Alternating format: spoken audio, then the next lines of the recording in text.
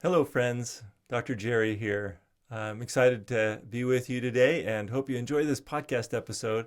Got some really cool things I want to talk to you a little bit about today. I was studying the New Testament a few weeks ago, and a certain story or passage kind of prompted an idea in my mind. I quickly jumped over to Google and I did a quick search of the average life expectancy of a person living in, early biblical times. I learned that the average life expectancy was about 35 to 40 years old. Now, that number can be a little deceiving because the main issue was infant mortality. So if people made it through their youth and got to be 20 to 30 years old, well, then they had a good chance of maybe making it to 50 or 60. But still not a long lifespan from our current perspective. That made me kind of think, since the dawn of time, the number one driver of death has been traumatic injury and infection from lack of hygiene and lack of sanitation and maybe even nutrient availability. Only since our modern medicine have we really made impact and inroads into lowering the death from these sort of causes. And that creates the situation where we have the luxury to even think about the question of human potential. What is the human lifespan potential? Early on in my career, I remember getting a book by a gerontologist named Walter Bortz, and I loved the title of the book. It was "We Live Too Short and Die Too Long." According to his hypothesis and his research, he felt that the normal human lifespan was between 110 and 120 years. Instead, most of the population is aging much, much faster than that due to modern innovations and modern changes that we've made to our environment. So it's kind of a catch-22. Modernity has dramatically changed our ability to survive infection and survive trauma.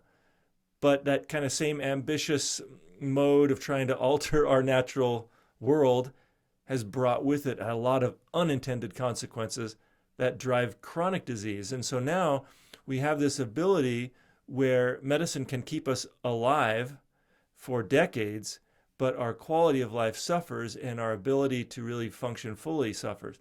I have patients in my 20s who are, having organs dying off, having gallbladders removed and, thyroid surgeries and things. And I'm like, well, why is one part of the body dying faster than the rest of the body? And then I have other patients further along in their life who are taking handfuls of medication, trying to prop up their functions enough so that they stay alive. It's kind of like we're increasing the curve and how slowly we go from health to death. In the past, it was a pretty straight drop. We'd be cruising along fine. We'd get a trauma. We have an infection. Boom, take us down. So it's a very squared off, graph.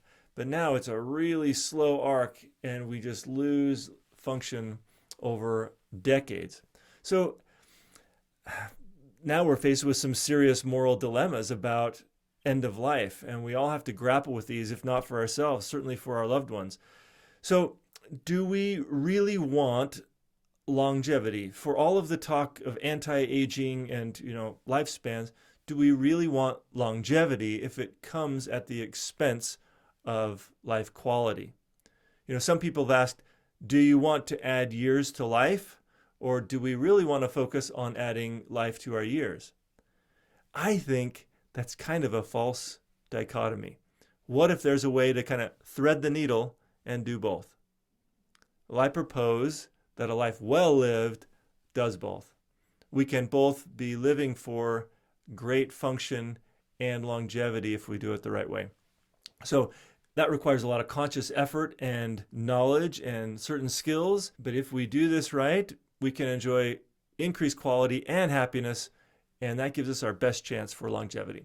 So while a person's aging is partly determined by genetics, we know that a host of environmental factors, things like eating, moving well, breathing, sleeping well, play, love, think you get it, the 7 solutions we talk about all the time around here in our world, these play a much more significant role in our longevity and our quality of life than our genetics do. And so when it comes down to it, it's all about good food, good relationships, and good attitudes that help us to live, laugh, and love longer. So today I want to touch on just a few of those aspects and give you some things that you can pay special attention to this week so we can have some real practical changes in your life. Okay, so number one, we're going to talk about good nutrition. We'll start with that. We literally eat pounds of food every day. We tend to think of food just as fuel, but food is much, much more than that. Food is actually information. It's a way for our body to sample what's happening in our environment. Evolutionarily, that's what food was doing. Food is a signaling molecule, and it tells our body how to respond to it. It can be a powerful medicine, or it can be a dangerous poison. What we eat, when we eat, and even what mental state we're in while we're eating, these all shape our physiology in profound ways. So a diet rich in a variety of whole, real food provides the foundation for health. Each of our meals should be based and loaded with a variety of non-starchy vegetables. These provide a wealth of nutrition, vitamins and minerals, and also phytochemicals and phytonutrients that we're learning more and more about in their protective role against all sorts of degenerative diseases and even how they impact our gut microbiome. This is really the foundation of a solid diet. We can add to that, though, of course. We have to add in enough proteins, and these need to be from healthy sources. Grass-fed, well-cared-for animals are phenomenal sources of nutrient-dense protein that's bioavailable and easy for us to attain, as well as other plant-based proteins. These are fine. We need a minimum of 3 to 6 ounces per meal, and this can vary based on our own individual needs, but that's a good place to start. In addition, we need healthy fats, both plant fats and animal fats, as long as these are found in real whole forms the way nature packaged them. In addition, we need to focus on minimizing our intake of high glycemic fruits, but our bodies are well adapted at handling 1 or 2 servings of low glycemic fruits every day. A modest amount of beans, legumes, some non-gluten grains. These can be added in amounts that your body can tolerate. And so there's a little bit of a learning process about how much of these things you can handle and how well your digestive system is functioning. All will play a role in this. Now, that should add up to 95% of all the food coming into your body. And then that other 5%, we'll call those snacks, treats, special occasions, things that life kind of throws at you. We feel that if you've got 90 to 95% of your diet really solid, the body doesn't really get upset by these 5% moments. But if it's more 50-50 or 75-25 of crap and kind of standard American fare, we're in big trouble. Okay, so we know that this approach, we might call it a paleo template, or some people just call it a whole real food diet. That's fine. We know that this approach will boost immunity. It helps us to fight chronic disease. It eliminates or reduces the number of foodborne toxins that we're exposed to. It helps us to manage our weight, lowers our risk of heart disease and stroke, high blood pressure, type 2 diabetes, bone loss, cancer. Every degenerative disease really responds favorably when we get the diet piece right.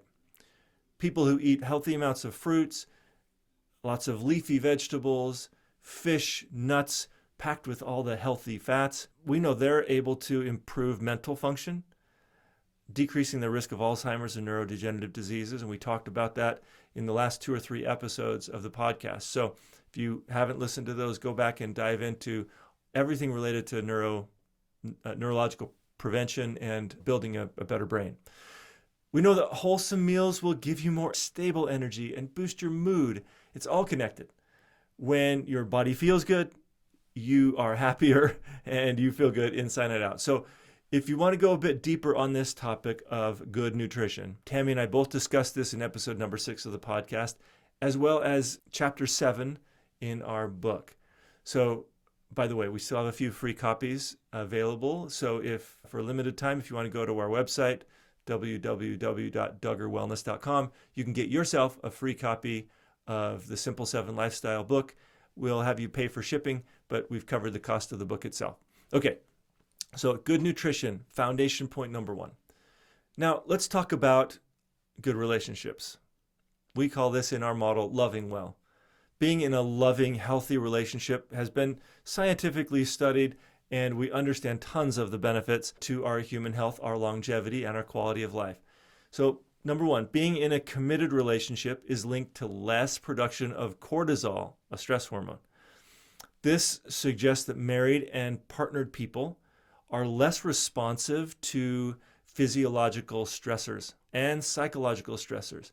So the social and emotional support that comes from being in a partnered relationship can be a great way to combat stress. Now, it's certainly true that when those close relationships aren't working well, they can also be major sources of stress. So it really comes down to our need to develop the right skills and perspectives that will help us to create a relationship where there's room for two people to thrive and two people to operate from their highest potential. A relationship of equals where freedom, joy, playfulness, and acceptance really are the hallmarks. It's been said that humans have a profound need to hold on to their autonomy, our own sovereignty, our freedom to choose, our sense of self. But we also want to belong to groups. We want to belong to something bigger than ourselves. There's an inherent tension between these two kind of fundamental needs. But when this dynamic, this tension is working productively, that's where we find the most happiness, purpose, and joy. Research also suggests that having healthy social relationships makes a more significant impact on avoiding early death. So I think that's one of the most interesting findings from that really popular book from a few years back called Blue Zones, where it kind of looked at all of the places around the globe where there was a high concentration of people who lived, into their hundreds. One of the things that they found was that these people often were in tight-knit communities, and there was a nice supportive social structure. So think about it. I mean, every single organism, I think, on the planet tends to do well when it's in a community. Okay, so it's good evolutionarily. It's beneficial for a species to kind of clump together and group together. It provides us some protection from predators and from outside forces that might cause harm. The fact of the matter, though, is not every community is healthy, and every community is made up of flawed people, right? Just like us. So sometimes communities can drive us crazy. Despite that, in the long run, even the tensions and the problems that happen in our little communities, they tend to have a net benefit. And that's why isolation, loneliness, pulling away from social connection is not only a sign of kind of underlying mental, emotional problems, but drives them as well.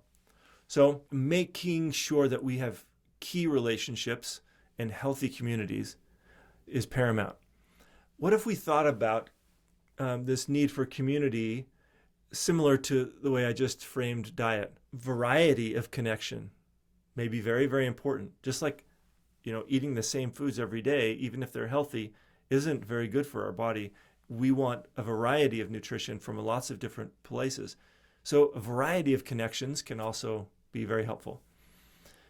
Also, making sure that our community and our connections with other people are real. They're not fake. Real food versus fake food. We know that real food is nutrient dense. Fake food is empty calories. And we can have a parallel in our social dynamics.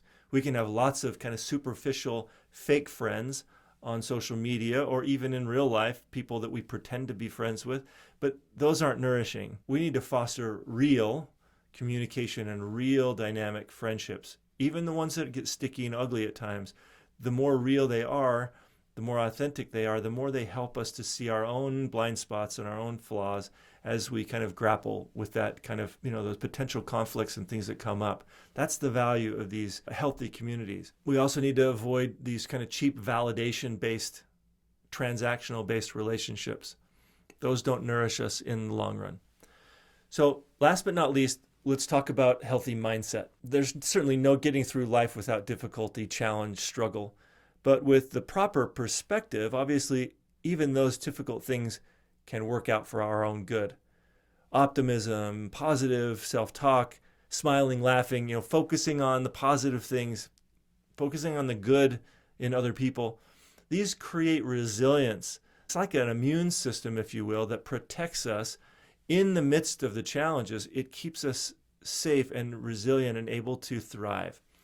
Researchers at the University of Cologne found that people who are cynical about the world and about human nature, they see other people as egoistic, deceitful, evil, those sort of frames of life. Not only do they make people unhappy, but they actually make people less money. They're less successful in everything that they do. We've got to shift the way we view our world. And one of the keys to do that is to frequently reflect on a meaningful reason for your life. We call that finding your why, or connecting to your powerful purpose. In a world full of, busyness and distractions, sometimes it's difficult to maintain focus on those big picture goals that we have in our life. But without a goal, there's nothing to work for. And without commitment to that goal, you're never going to achieve anything. So finding your purpose or a reason to do something is essential. When you're connected to your purpose, there's no obstacle that you can't overcome. So these are simple habits that have been proven to not only increase your lifespan, but also your health span. Pick the lowest hanging fruit from this list: good nutrition, good relationships, good mental attitude, and put some attention towards it this week. Your friends, your coworkers, your family, your grandkids, they'll thank you. Remember, a life well lived is a life focused on impact. It isn't about the number of years in our life. It's about the quality of life and the meaningful impact that we can have on those people around us. So, okay, that's it for today. Remember to get out there and do good in the world today. And I'll see you next time.